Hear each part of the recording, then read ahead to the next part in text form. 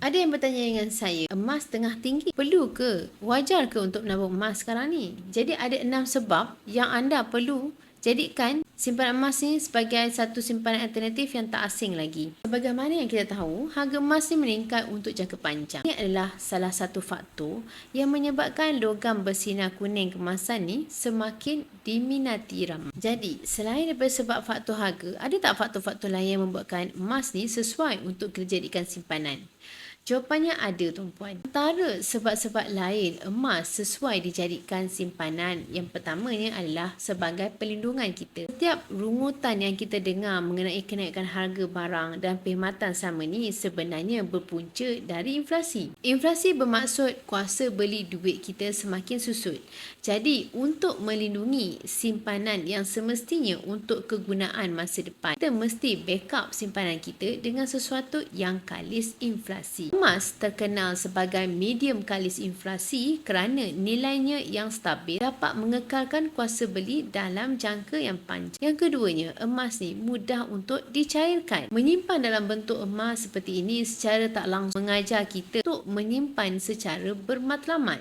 Apabila matlamat simpanan kita tercapai, emas tadi mudah untuk kita tukar kepada bentuk wang tunai yang mudah kita nak guna. Kenapa mudah? Kerana permintaan terhadap emas sentiasa tinggi, terutamanya di kedai-kedai emas, kedai pajak gadai dan peminat emas. Yang ketiga, emas ni boleh dijadikan sebagai modal pusingan. Bagi peniaga, emas ni boleh dijadikan modal pusingan. Bila perlukan duit untuk rolling, pajak je emas ni untuk diarahnukan untuk dapatkan pinjaman. Bila dah selesai urus niaga, tebus balik emas tu. Akhir sekali, kita masih ada emas yang kita jadikan modal pusingan dan keuntungan tunai hasil daripada bisnes kita. Dan yang paling penting, duit modal kita tak akan bocor. Jadi, modal bisnes kita tu akan lebih selamat dalam bentuk emas macam ni. Yang keempatnya, emas ni aset mampu milik dan mudah alih.